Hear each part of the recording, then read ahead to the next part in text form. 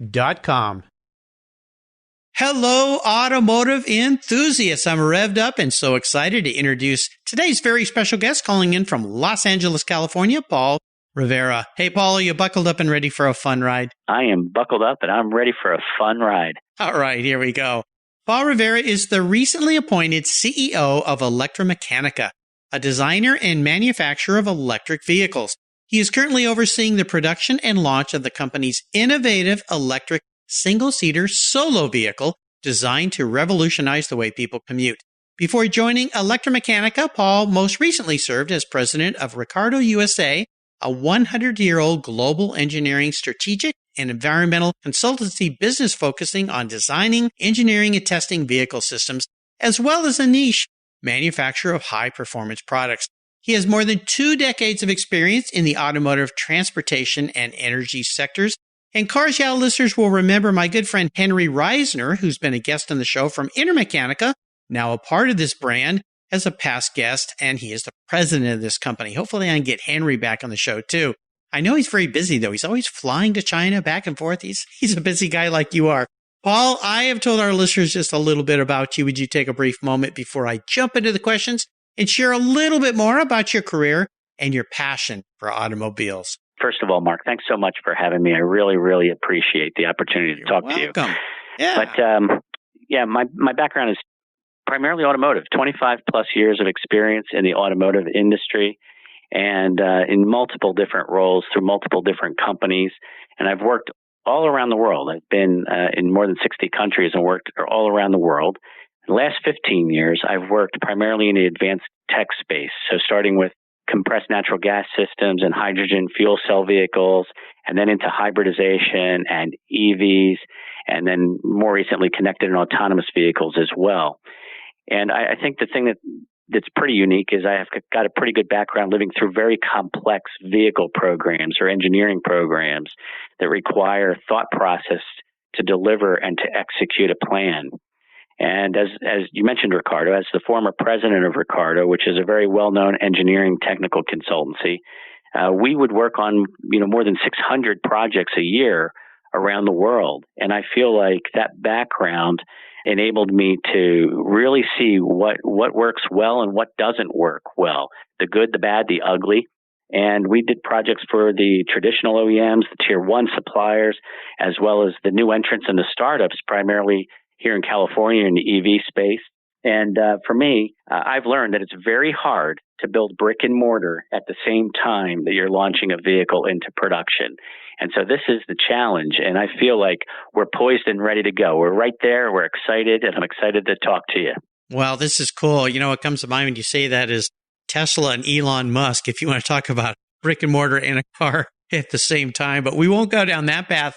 I want to talk about what you're doing today in Solo, but before we do, I would love for you to share a success quote or a mantra, some kind of saying that's been instrumental in forming your success in business and life. It's a nice way to get the inspirational tires turning here on Cars Yeah. So, Paul, grab the wheel. Yeah, for me, it's always been, I always look at things like a 3-legged stool, right? I've always said to my team that to build a successful company or to build a successful relationship in the space, you need to have a very, very clear vision as one leg of the stool with a plan to execute that vision.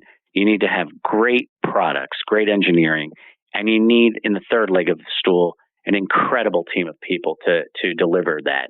And so for me, without those 3 elements, of course, the stool is wobbly and it falls over. You need all 3 to provide stability. You know, I'm smiling here because a company I used to run, I used that very same analogy for us. And whenever things would kind of go off the rails, I'd always talk about, well, one of the stools is missing here, guys. That's why the stool's not sitting upright. It's falling over. Where have we gone wrong? But I think you're exactly right. You need so many parts. And with what you're doing, especially with this new company, Solo, and this new vehicle, my gosh, if you don't have those 3 things, there's no way you're ever going to get that thing rolling down the road. It's a fantastic way to think about almost any part of life and business. Brilliant. I love it. Well, before we get into the details of this company, I want to have you share a story that instigated your personal passion for cars. Is there a pivotal moment in your life when you knew you were indeed going to be a car guy? I mean, the earliest thing I can remember, and this is going to sound silly, but the earliest thing I can remember is my father buying his VW Bug. I won't tell you what year that was because that would date me. But I remember being about 2 years old, standing on my father's lap with the steering wheel in my hand, overlooking the steering wheel in that VW Bug. And I remember my father opening up the back hood of the car, if you remember the back hood of those cars, Oh, yeah. and tinkering with it quite a bit, actually, in those days. And I just remember between that car that he had and then ultimately later an MG, it probably started from there. I was just excited and always loved cars, always had a passion for cars and learning more about cars and was always into it. Yeah, those old VW Bugs, my parents bought her one when she turned 16, and I gave it to a friend of mine to paint because it was a little rough on the outside. He painted it in his garage. I remember this beautiful metallic blue, and I went over there and helped him work on it to get it running for my sister because I had a Carmagia at the time, so I was pretty Great well car. versed on those cars. That was my poor man's Porsche, but I don't think anybody can look at a Volkswagen Bug without smiling because they're just one of those iconic vehicles, and of course they have a bit of a relationship to the old Porsches and the 356s and the cars that Henry builds. They're at Intermechanic. Absolutely. They do. So you're right. And like I said, that's just my earliest memory. And I think from there it started. Yeah, well, no doubt. It was a great place. My son, when he was 8, that was the first car he ever drove, was out on a farm up in the San Juan Islands, was a 1973 Volkswagen Beetle that he ended up getting that car, and then we fixed it up and sold it to a friend. And he still drives it around Gig Harbor. I still see it driving around town. Those things cool. just never give up. Yeah, they're really fun. Great car to learn to drive on, too. They're very easy to drive. Well, let's take a look at some of these roads you've driven down in your life because you've been involved in so many startups, techs. I mean, some of these innovative automotive technologies that now we're all starting to hear about, autonomous cars, electric cars. I mean, all this stuff that's happening at such a fast pace. I want to ask you if you've been up against a big challenge or a big failure. Certainly challenges, that's no doubt. But walk us through one and then tell us how that experience became a learning lesson and how you came out positive on the other side of it. Yeah, I think that you're right. In my role, especially coming from an engineering services background or technical consultancy background, it's inevitable that you will face challenges. These are complex programs. It's not easy to put a vehicle on the road. It's not easy to implement new technology into a vehicle. So while I'd like to say that every program has gone swimmingly in my career, I can tell you that without naming names, there's probably been a couple of instances where we've really had challenges, and it's painful to see a disappointed customer, right? And for me, the joy comes when we take an opportunity where there's a disappointed customer, maybe because we didn't deliver something in the time period that we had expected, or maybe because there was an unforeseen challenge, a technical challenge we didn't know about, and we turn that around and we delight at the end. We're able to work through it, and we end up delighting at the end.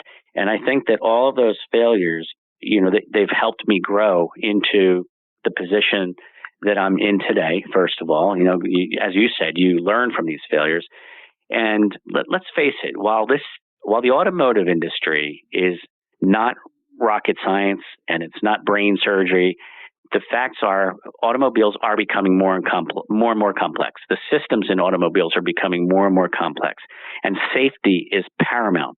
Lives are at stake. And so for sure, while it may not be brain surgery, it is important that we get it right. You mentioned a couple things here. One is the customer. Whatever that customer is for your type of business. Let me ask you this. If you're faced with a challenge like that and you haven't delivered the way the customer wants, what are some of the things that you've done that might help somebody listening who's faced with the same kind of challenge? They've disappointed a customer in some way. What are some of the first steps you take to help rectify that situation, number one, save that customer, number two, and then deliver, number three? Yeah, I think it comes down to listening and then communication, right? I think it becomes really, and we could talk about this a little bit later in the discussion here, but I think it becomes important to put yourself in the customer's shoes. What were they expecting? What did they think was going to happen? Where is the disconnect? Is it because of a technical issue? Is it because of some sort of a challenge that was unforeseen by both sides. And it's learning how to listen, first of all, learning how to work with the customer and find a path to mitigation, and then learning how to together work the plan and knock off all of the little steps of the process so that you can overcome the challenge and deliver at the end of the day.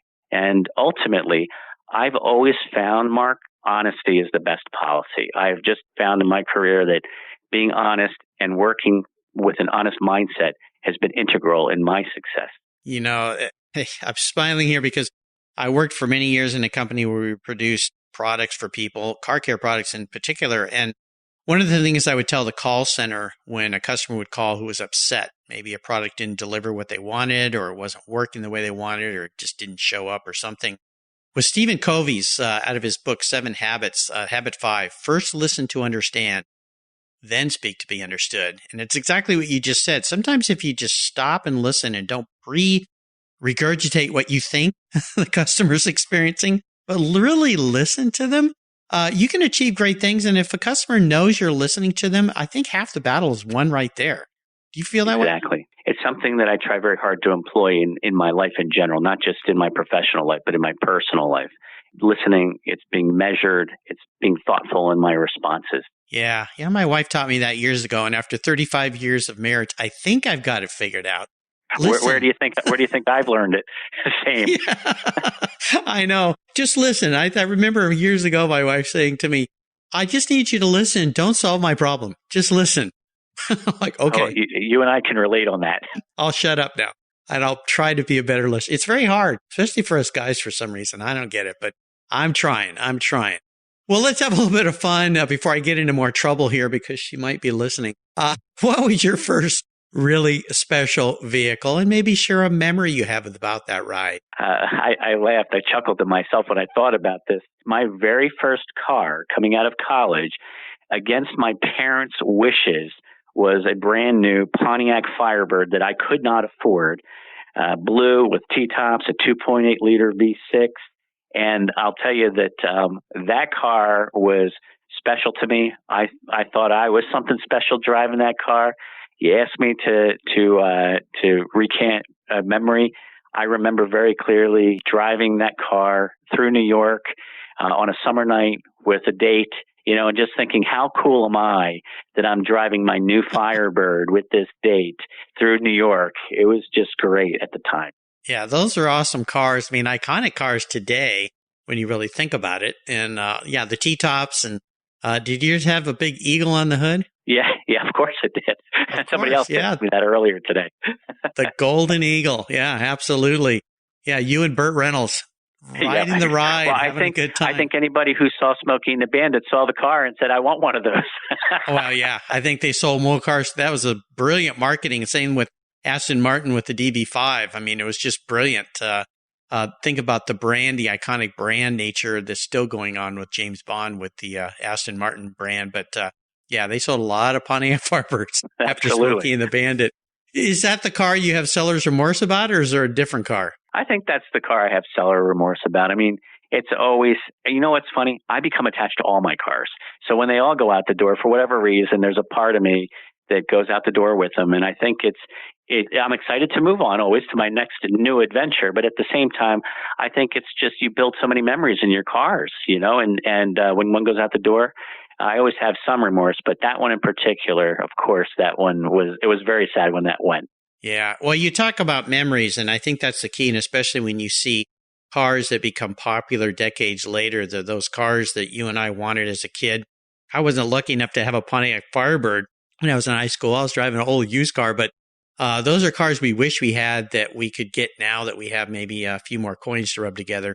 And that's why you see these trends happening over the decades of certain cars. Now we see it with cars of the 80s because we've got younger people, younger than me, I should say, that are looking back at cars that were popular in the 80s and 90s. So you see that trend kind of buckle up. Well, let's move forward to Electrameccanica. I would love for you to share a lot more with my listeners about this brand. I've been dying to learn more about it.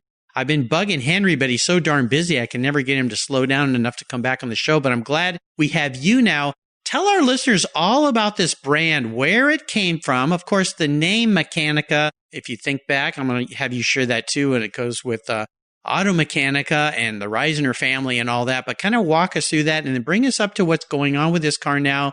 And what is this vehicle all about? Because it's something very unique and very different. It is. I think that it's important for people to realize the journey here a little bit, right? The former CEO of the company, who's still very involved in our company as one of our directors, Jerry Kroll, he is a car fanatic and Vancouver-based gentleman, and Intermeccanica was based in Vancouver as well. And Jerry would pass by the offices and the shop of Intermeccanica for years, and built a friendship with Frank Reisner at the time, and then Henry at the time as well. And it was Jerry he's just so progressive and so visionary. And he had this idea of building a car that just really satisfied commuters, right? I mean, if you think about commuters, and the facts are that 76%, especially in America, 76% of the people that go to and from work, they like to drive their own vehicle, and they leave 3 to 4 empty seats next to them every time they go to work. The idea that Jerry had was, well, what if we create a car that's specifically purpose-built for the commuter, a single person, personal transit, basically. And when he had that idea, the very first person he went to was Henry, because Henry was right there, and he had been friends with Henry for years, and knew that Henry's skills and Intermeccanica's skills at building cars since 1959 would be critical to helping him launch the company. And so the company was founded back in 2015, and it became public in August of 2018.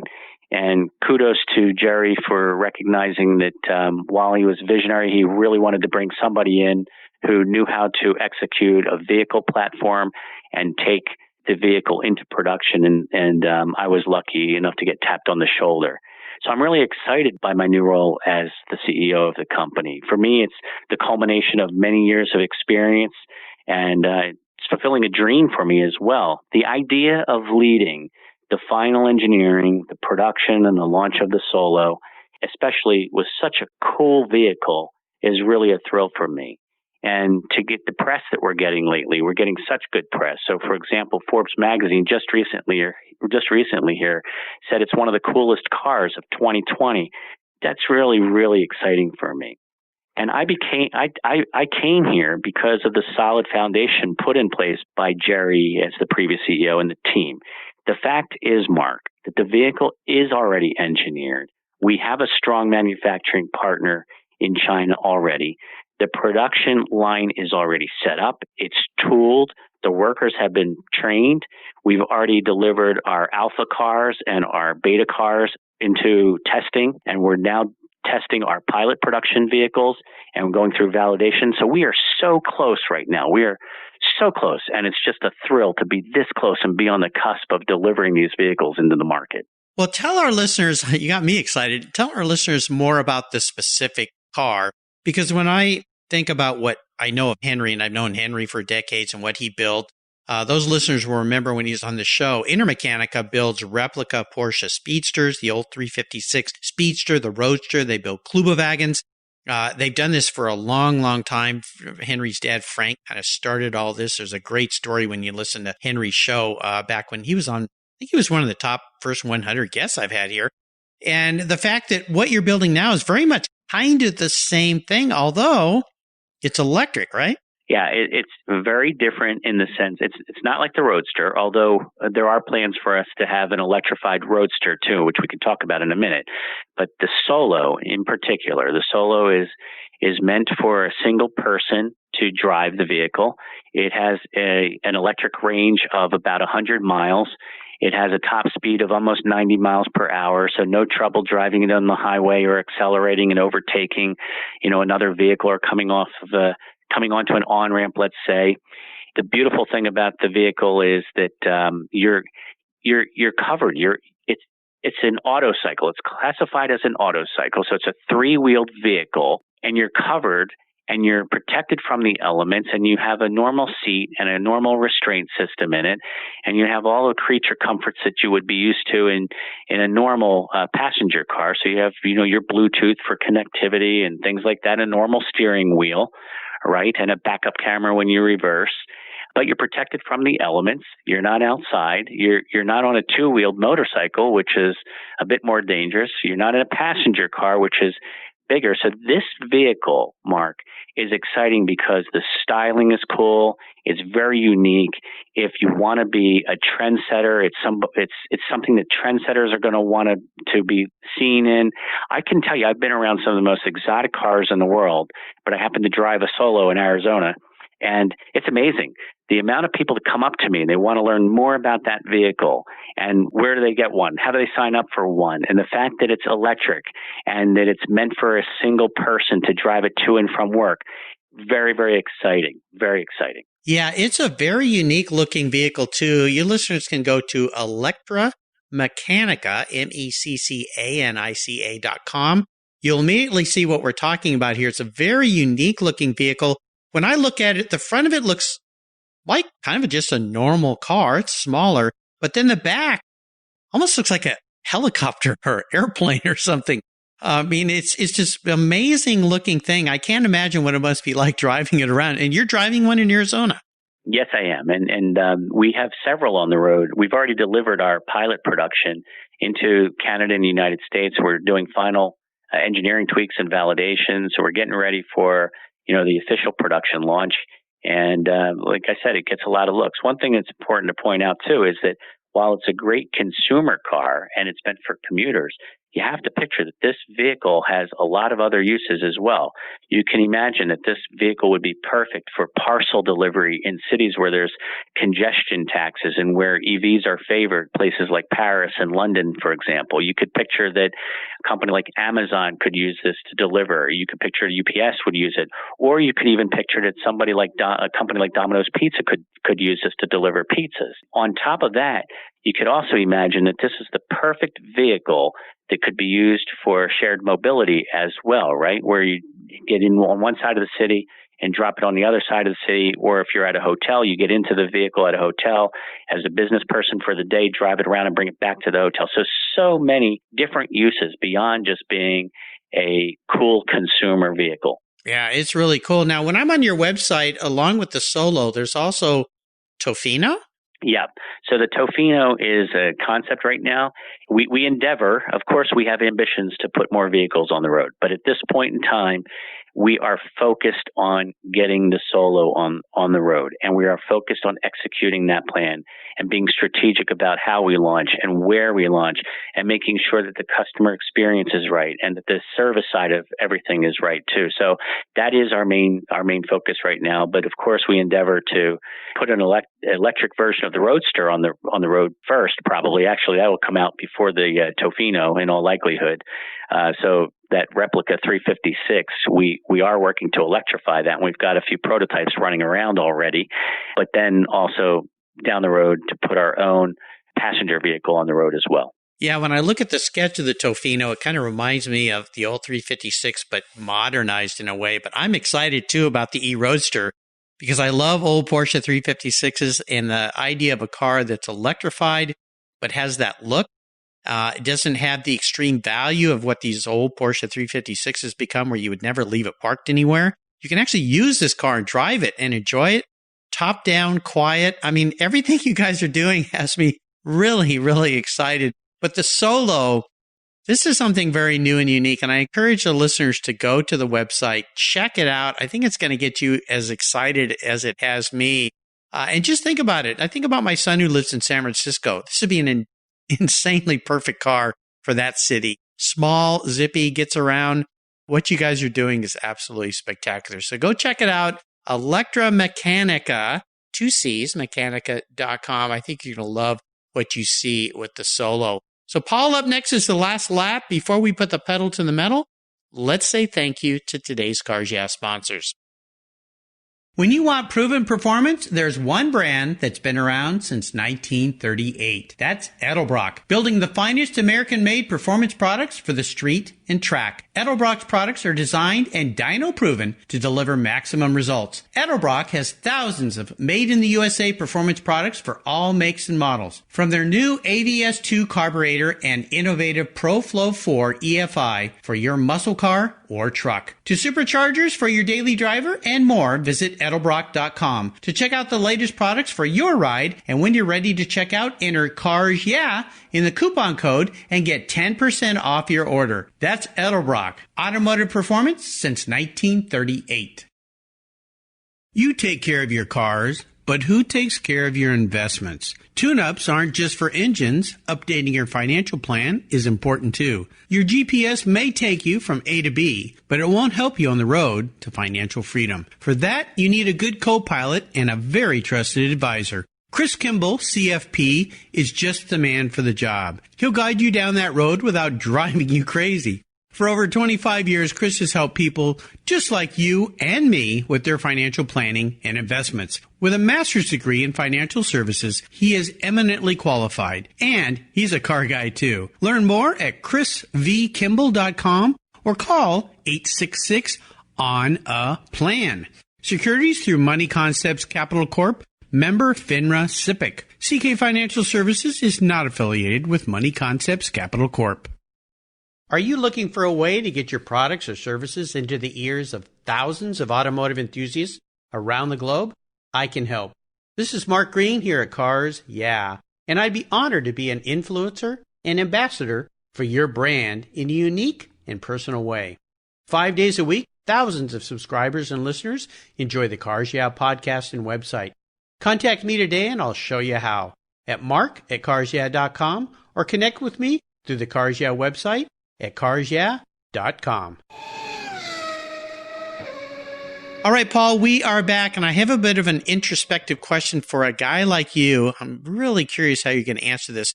If you woke up tomorrow and you were manifested as a vehicle, not what you want to be, but how you perceive yourself as a vehicle, what would Paul be and why? I would probably, this would go to what I would want in my garage as well, too, right? So it would probably, there's a lot of different vehicles that I love. Of course, some of the older Jaguars, right? And, vehicles like a LaFerrari would be very, very nice to have in my garage as well, right?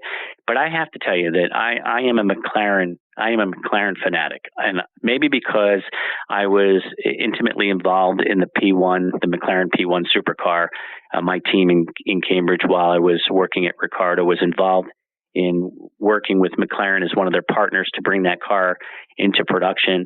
Very, very exciting car. I love that car. And the reason is it's decisive, it's strong, it makes a statement, and it's an impatient car, right? And it's all in the details, but I'll tell you what, I love that car, and that's probably what I would want to be. Yeah, I think it describes you well, too, considering what I've learned about you and your history and what you've done in the workplace and so forth, and needing to get things done. The P1, oh my, I got to crawl around one of those cars when I was at Esoteric earlier this year at their open house. There was a gentleman there with one. He had a whole bunch of cool cars, but that car, I got to sit in it. It's delightful. Yeah, I can understand why. It is. Nice car. Yeah, well, Paul, we're entering the last lap. I'm going to fire off a series of questions and ask you to give our listeners some very quick blips of that McLaren P1 throttle, which should get us all revved up here. What's the best automotive advice you've ever received? Details are critical, especially in complex programs or delivering complex programs. Think through all the details because the smallest miss can sink you. Oh, boy. Yeah. Yeah, definitely. When you think about especially some of the big recall issues like the airbag issue that my BMW had to get replaced. I'm not sure exactly what went haywire there, but oh my gosh, there's a good example. Something wasn't quite right. So focus on the details. Would you share one of your personal habits you believe has contributed to your many successes over the years? Empathy. I really try to put myself into the shoes of either somebody who works for me or with me, or into the shoes of a customer. I try to listen, be kind, be measured, understand what they're thinking about. I'm not a micromanager by any means. I like to give people the freedom to expand upon their responsibilities, but at the same time, holding them accountable.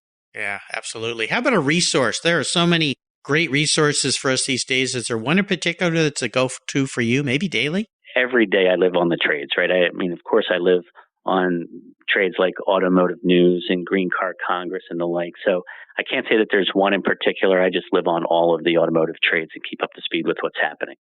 There you go. Great. How about if I could arrange for you to sit down and have a drink or a meal with anyone in the automotive industry, living or deceased? Who would that person be? Well, I'm very fortunate because I've fulfilled that dream, but I am an absolute Jay Leno fan.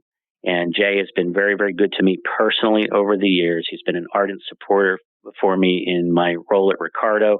And I just can't wait to take him and show him what we're doing here at Electrameccanica. I want to take him the vehicles. I want to show him the vehicles and get him as excited about the vehicles.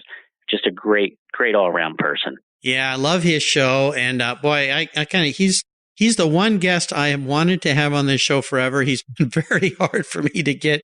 Someday I'm going to get him to be a guest. Maybe when you see him, you can put in a good word.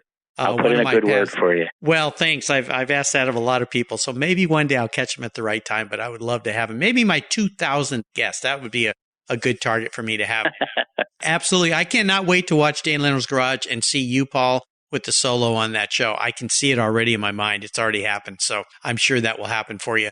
How about a book? Is there a book that you'd like to share with our listeners that you find really encouraging, appealing, educational? Yeah, I mean, I think that you had mentioned the whole history around Intermeccanica, but I'm not sure if you're aware there's a book about Intermeccanica. So there's a book about Intermeccanica. It was written by Andrew McCready, and it is about Frank Reisner, who, was Hungarian-born, Canadian-educated. He was the founder of the company, and he revolutionized the Porsche replicas and the 356. I think it's a really cool book. I have a copy of that book. Henry signed it. His mother signed it.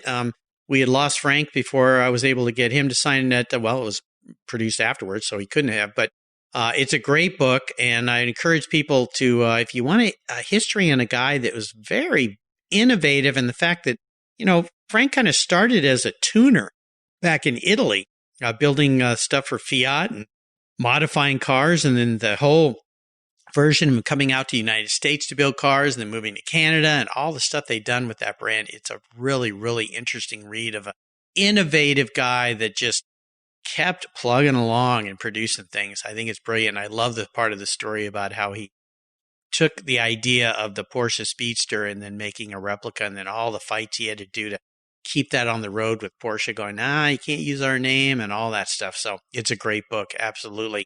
You can find all these great resources linked on Paul Rivera's show notes page on the Cars Yeah website. Just go there and type in Paul Rivera, Rivera, and that page will pop right up. All right, Paul, you talked about a fascinating car, the Mclaren P1. Maybe that's the answer to this question, but I'm going to ask it anyway. I kind of call it a real doozy. I'm going to buy you any cool collector car on the planet today and park it in your garage. Doesn't matter who owns it or where it is or what it is. I'm going to buy it for you. But there are some rules to this game that you have to abide by. One is you have to drive it, no garage queen. Secondly, you can't sell it to finance your business or a bunch of other things you might want to buy. But here's the kicker. You can only have this one vehicle in your garage as a toy. What's it going to be? Yeah, I think it's the P1. Maybe because of my personal involvement in that vehicle and the fact that my team was involved, but also because, and I joke about this, I think it's subtle beauty, it's elegant. And what I mean by that is, there's certain brands that you see the brand and you know what it is, but true car lovers, they understand what technology is inside of a McLaren, right? And I think that's why that car is so appealing to me, and all the McLaren line is appealing to me. Yeah, it's absolutely brilliant. I'm going to email you a picture of me sitting in that P1 when I was at Esoteric's offices a while back. Man, you picked a nice car. Just so I get you the right one, do you have a color choice? Yes, I want the yellow one.